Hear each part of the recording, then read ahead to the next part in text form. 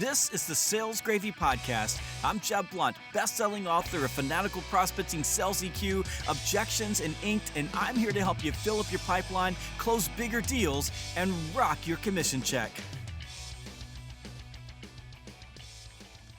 Okay, here's a brutal truth. One of the biggest issues holding salespeople back from closing more deals and reaching their true potential is the lack of follow-up. Salespeople just don't follow up. On this episode, we're going to be exploring follow-up with Jeff Shore, the man who wrote the book on follow-up. And we're going to be talking about the 2 superpowers of sales follow-up. Before we get started, though, let's face another truth. Remote work and virtual selling are going to be here for a while. In fact, they're going to be here forever. And with the right sales engagement technology and tools like Connect Leader's Team Dialer and True Cadence, B2B sales reps can be just as productive when they're selling from home. And B2B sales managers are using remote coaching to listen on sales calls, provide guidance live or even after the fact, and help train their sales reps to do and be their best. As a sales manager, you're used to managing, training, and coaching your team at the office. But things change when you're all working virtually and you are trying to coach and lead from your home office. So our friends at Connect Leader have developed a free guide for managing your B2B sales team from home, and it's awesome. And you can get this guide for free at connectleader.com/salesgravy. That's connectleader.com/salesgravy. Now, here's my conversation with Jeff Shore on the 2 superpowers of sales follow-up.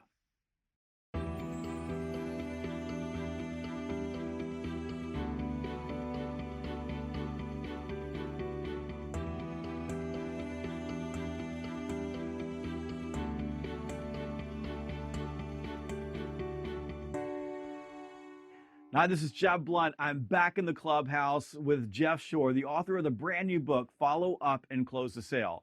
And Jeff's one of my very favorite people. He's a really good friend. And I've been looking forward to this conversation because following up is a really big deal for salespeople. It's the difference in a lot of cases between getting the sale or having a client ghost you. It's the difference between getting the appointment. And in today's world, being persistent and following up are assets that every salesperson needs to have. So Jeff, welcome to the clubhouse. Hey, thanks. It's great to be here, and we're recording this like first thing in the morning here in California time. And you can't make a sales guy get up at this hour. Come on, what's the matter with you? No.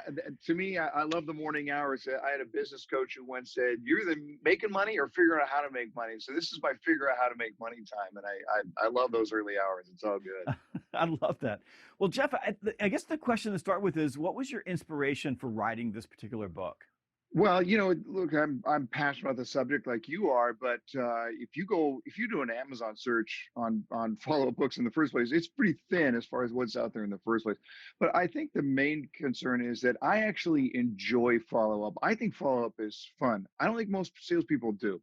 And so the question is, what do we do to take that stigma off of it, that this is one of those laborious chores that everybody hates, and actually make it enjoyable? How do we make that fun? And so I wanted to kind of lean into that, get more salespeople on the follow-up bandwagon.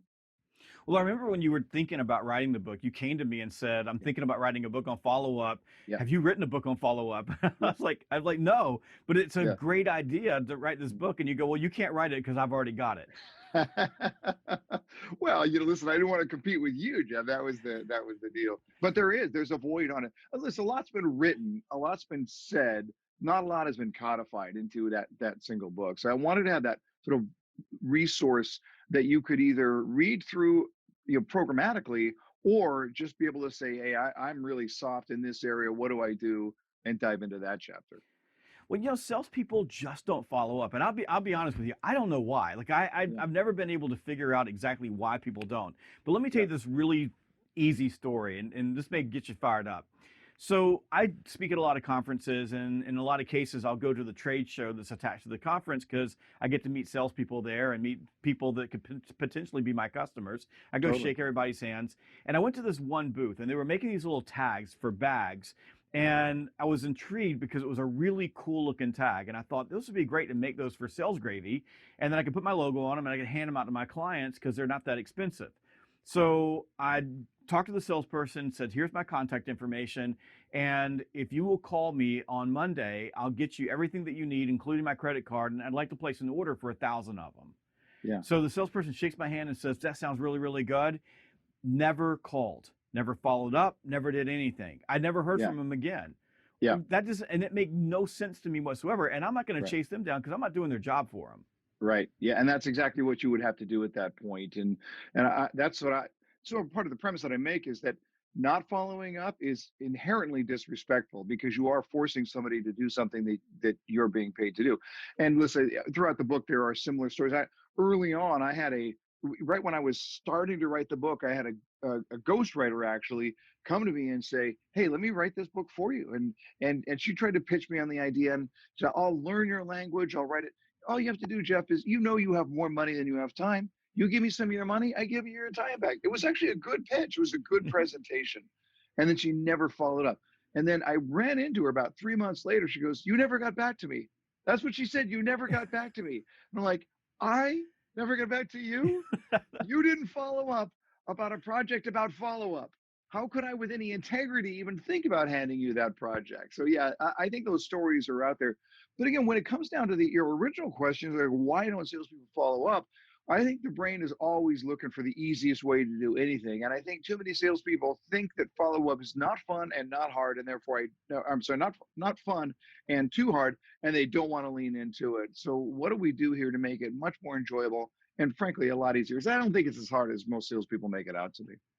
Do you think there's some level of fear that people feel with following up? So, and a good example is trade shows are just they're just wonderful for me because you've had this happen to you. I've had it happen to me where I've dropped $50,000 to put a bunch of people in a Yeah. trade show. We get a bunch of leads, and then you check in 30 days later, and there were a lot of handshakes and promises, but nobody ever picked up the phone and Right. called the people and said, "Hey, we talked at the trade show. Let's go ahead and get together."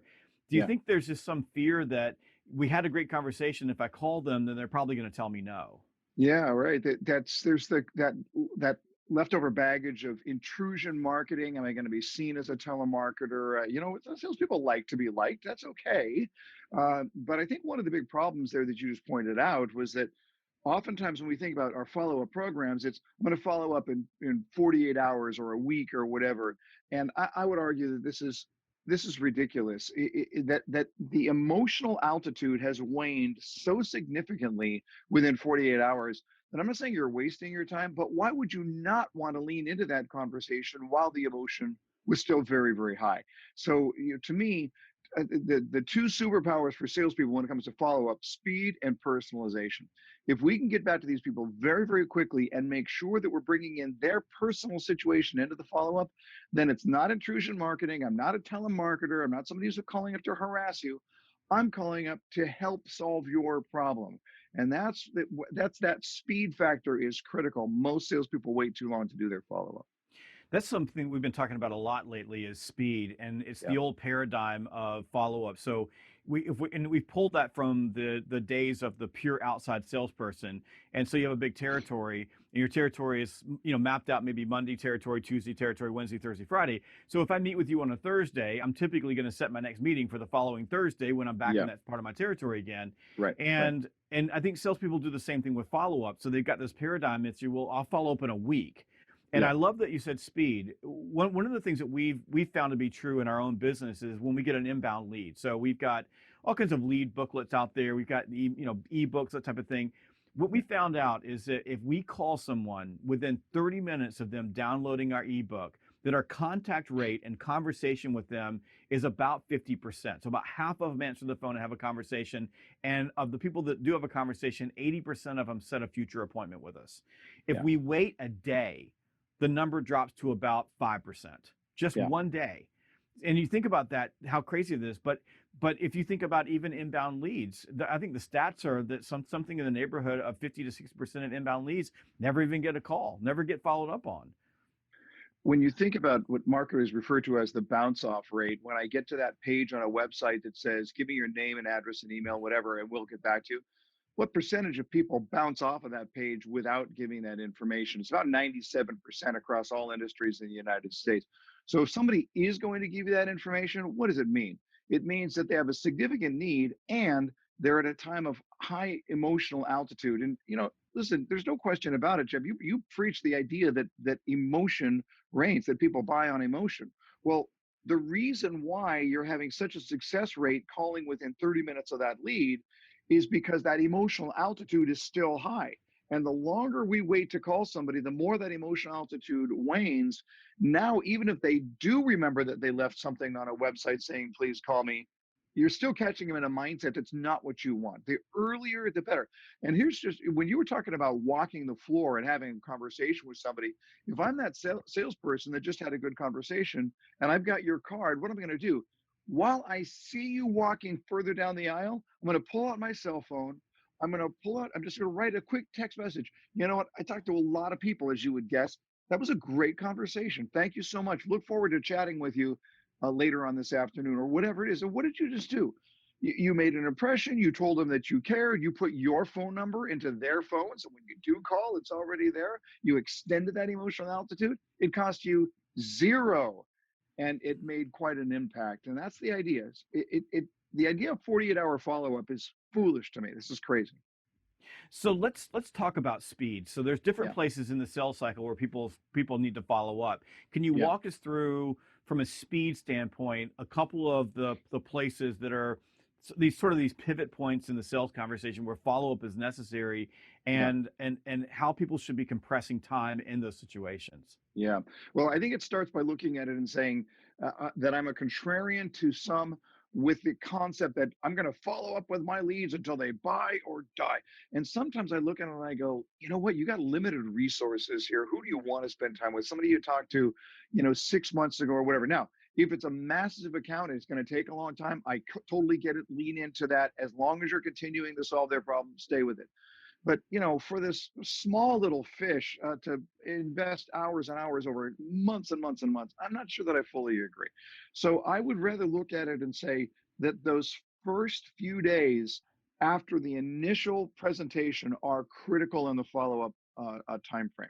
So that if I can get to somebody, as I said, in that if I'm texting them within minutes after the call first, and then I look at it and I go 4 hours, the next 4 hours are going to be crucial.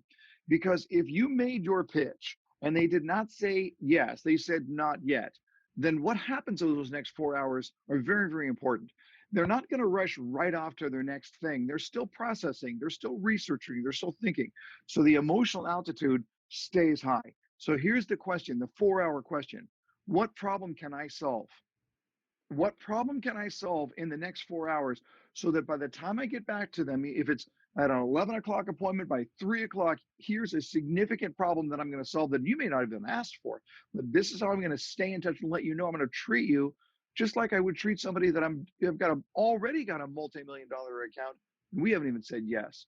So this is the idea. There's the immediate. If I can get that done very, very quickly, then within 4 hours is going to be really important. And then if in those 4 hours you have not set up the next point of contact, then you've got a significant problem. And I know that you and I are in alignment with this one, that this is not a series of individual contacts. This is one long narrative, and every call harkens back to the last call and sets up to the next call. Everything has to be strung together into one long conversation. So you got that down. Now you talk about personalization. I was working with a group of insurance brokers out in Orange County, and they were struggling because they were going to all these networking events with accountants, and they were not getting any further sales from it. And so I asked them, like, what happens when after you meet them, what do you do? And they were like, well, we just put them in the list and we follow up at some point in the future.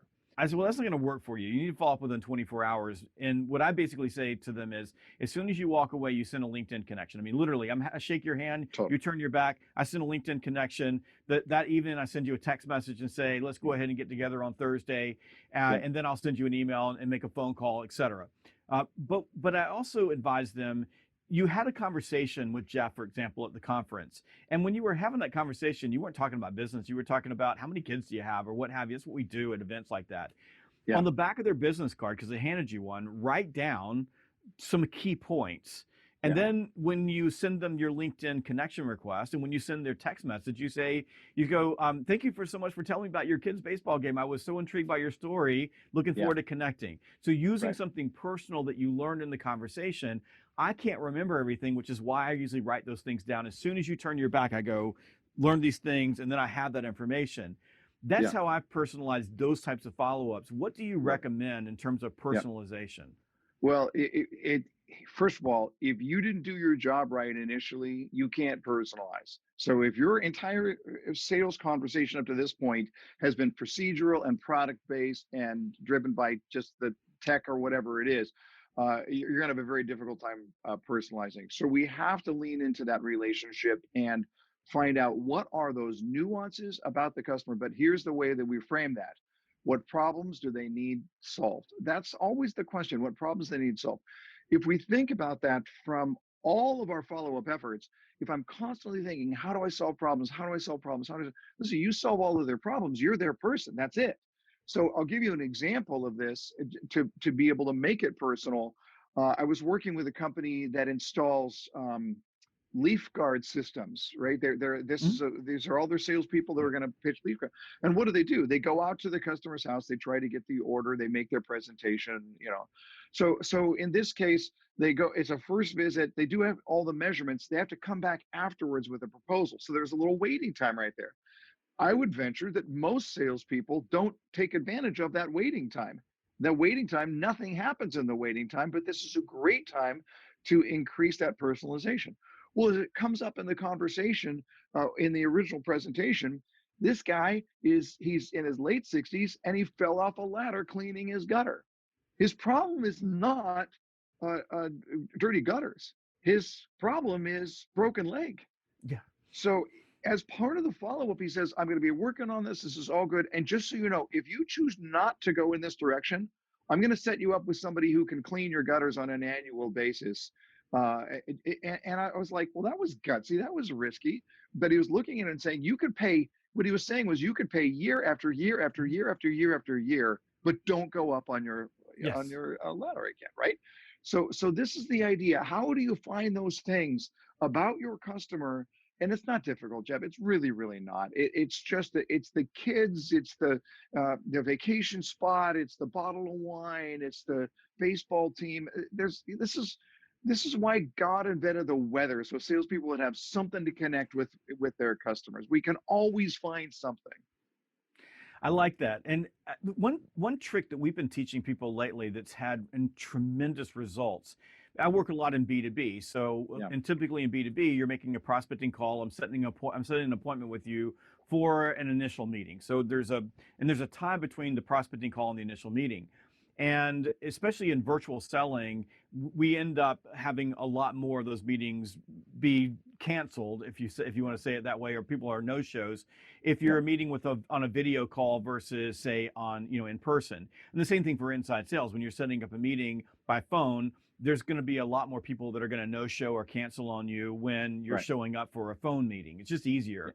yeah, So one little follow-up trick we've been teaching people is send a video message in between the two. When I set the meeting with you, I set the meeting and I send you a meeting request. And yeah, then a couple of days later, I send you a video message and I wave, I go, hey, Jeff, it's Jeb, from yeah, Sales Gravy. I can't wait to see you on Thursday. There's so much I want to learn about you and your business. yeah, And I just can't wait to be there. Whatever you want to say, something nice, but it's just spontaneous and nice and cool. It's really, really hard to no show on someone who's yeah, nice to you and smiling yeah, at you. And a video message is personalized. It's for one yeah. person. So and you can follow up with a voicemail or what have you, but that has reduced no shows almost in half for most of our customers who are deploying that process, and they just make it human to human. Yeah, yeah. The book was written before we hit the pandemic, but I was all in on video, and it worked out pretty darn well because suddenly Mhm. now the whole world is video, right? Interesting statistic: Zoom had 10 million subscribers back in December. Now it's at 300 million subscribers. So I am all in on video, and this device is so easy to use for that purpose. That video that you just described is going to take you 15 seconds to record. Mhm. It's going to have at zero cost, something that used to cost us thousands of dollars, and we can have it out to them in no time at all, and it's very difficult to ignore. This tool should not be cutting edge for video purposes, but it still is because nobody's using it. I say I am all in on video. Lean in. What's the saying? If a picture is worth 1,000 words, a video is worth 1,000 pictures. We can communicate so much, and people still aren't doing it. Why? I have no idea. I am literally, Jeff. I'm literally perplexed as to why more salespeople are not using video in their follow-up efforts. It makes no sense to me at all. Some of it's fear, some of it's people don't know how. What we know to be true, and we've been in Alden on video for a long time, so Right. way before anything happened, I have a video crew that travels with me everywhere we go, and I have that luxury. So, Yeah. so let's just Yeah. call it what it is. But let me tell you something. I did a follow up video in the Abu Dhabi airport with Yeah. a total stranger, and I said, "Hold my phone. I need to shoot a quick video in front of this camera." And I don't Yeah. know if the person even spoke English, but they looked at me and I said, "Press there." And I Yeah. stood there and I delivered a 30-second follow-up message to my client that I'd met in New York before I went to Abu Dhabi. And when I Yeah. got off the airplane, I told them I was going. As soon as I got off the airplane, I texted the message to them and they were like, Yeah. "Holy cow, this was great." And totally angry. They still talk about it. But Love it. we've got videos where I did a video in Kathmandu at the Monkey Temple we have a whole list of clients. I carry a piece of paper with me whenever I'm traveling, wherever I go. And these are the videos. And today I've got several videos I have to do because my salespeople will send them to me. But our close rate is 94% Yeah. with customers where we Right. send a video in between the presentation and them buying. So we do a Yeah. presentation, there's a video into usually me saying thank you, but we also do follow-up videos after the sale. So when the sale is made, then we send a video and I'll send a video and say thank you so much. We're really happy to work with you. Or with a client where one of my trainers is teaching, you're going to love this trainer. They're fantastic. And I'll even sometimes put them next to me and go, Brad's Yeah. awesome. So Yeah. but I think those follow-up videos really matter to people. We Yeah. consume so much on video, and literally with the phone that's in your back pocket, you were holding it up. You can Yeah. hold it up, and I just have somebody hold it. But I also Yeah. have one of those little tripods that'll grip on Sh- anything. So I can Sure. just set it up anywhere and just shoot a video. And it doesn't have to be perfect. What I think Yeah. is so important, if it's authentic and it's Right. spontaneous, and most of the time you don't need fancy equipment because the phone's good enough. You're Right. only sending it once, so it's going to be consumed once and then thrown Right. away. So it's all about your personality that matters the most, and what you're saying. And if you can do a cool thing at the Monkey Temple, that's cool too, because Yeah. when there's monkeys jumping over your head, you're ducking in the middle of it. They're Yeah. laughing because but Right. it's those type of things I think that make a huge difference for your customers. And I'll admit, I don't think I do it enough. I think that we could do more follow up here, and we just don't. Yeah. When you look at the production of that, the fact that it's raw, that even if you are just holding it out, in front of you like this, it's okay, because what did we say? The superpowers are speed and personalization. You record a personal video, that's personal. That's personalization. That checks that mark. Do it quickly, you check both marks, and that's why you're finding such success along those lines, because other people aren't doing it. But make no mistake about it, we are in the video age. Video is not going away. You can jump in now while you're still ahead of the curve, or in no time at all, you're going to get left behind. This It's true. is where we are going, and you got to use it. It's true. It's hot right now, and that's why we have these video prospecting workshops, and they fill up every one of them. Yeah. We'll put it out there, and within just a few hours, they're packed full of people who want to learn the art. And a lot of it's just reassuring people, I think, that it's okay, that it doesn't have to be perfect, and we're all a little tough with ourselves on camera, and I know I have been.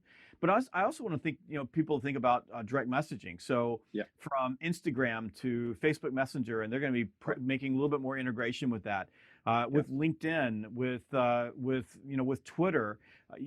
Those are great places if you're working with a stakeholder group and there's multiple stakeholders. So you do a multiple stakeholder demo or what have you, and you know the person, but you don't have either their email address or their phone number. And that happens a lot in the virtual world where you get on a call and you've got more people on there than you know.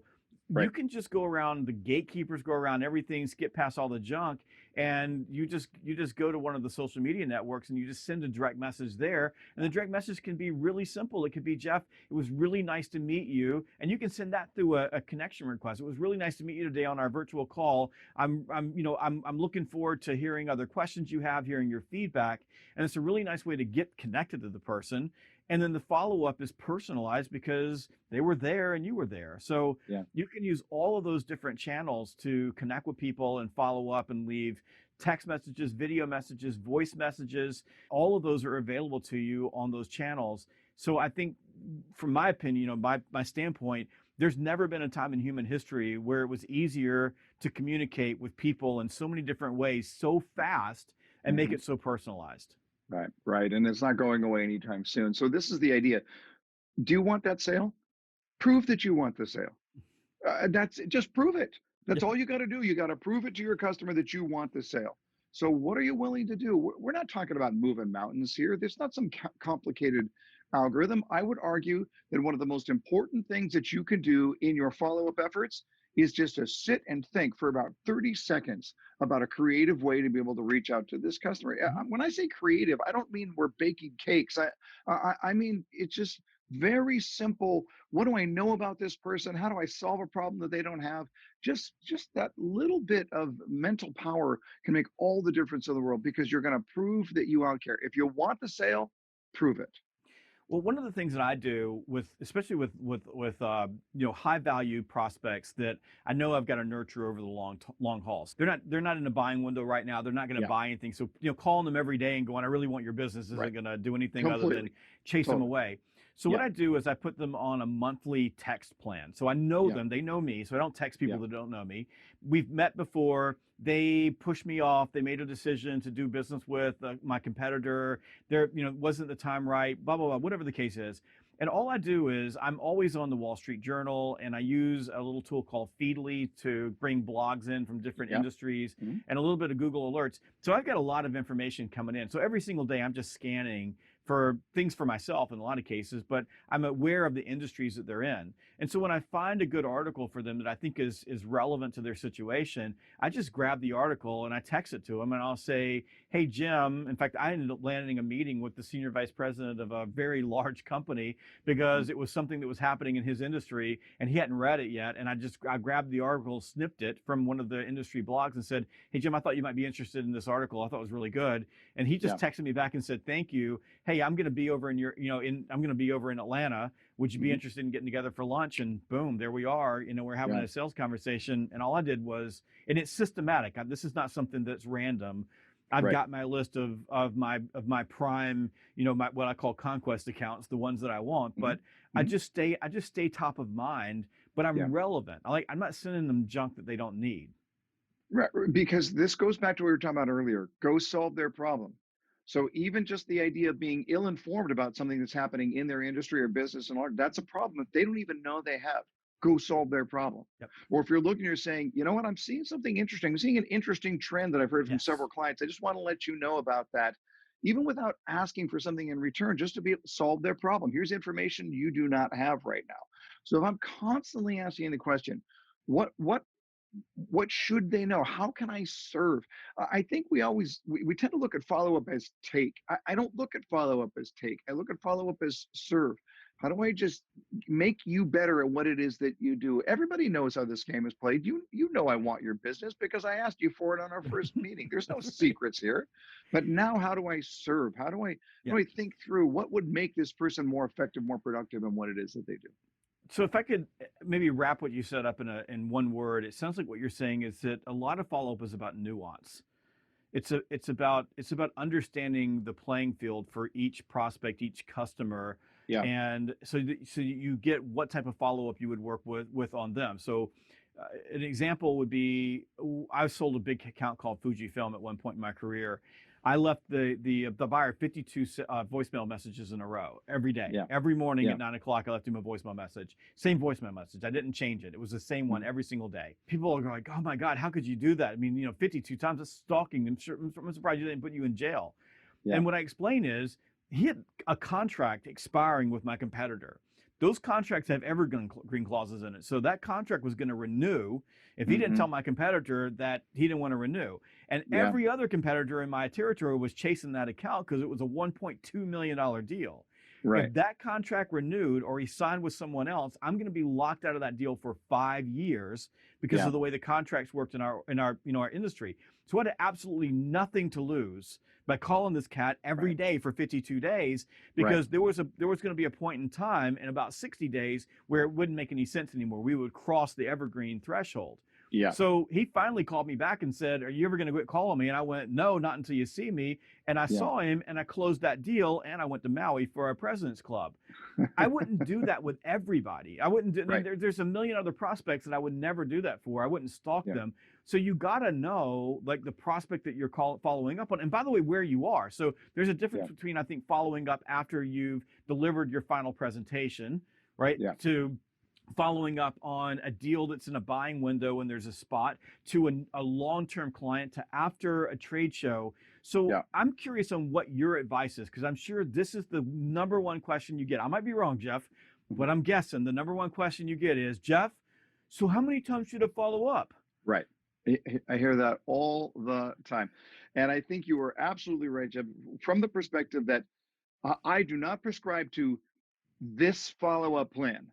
This is my follow-up plan because usually what you're going to hear from that person is I'm going to put them into the system and we're going to spew out emails that are going Yeah. to get quickly deleted. This is my follow-up plan.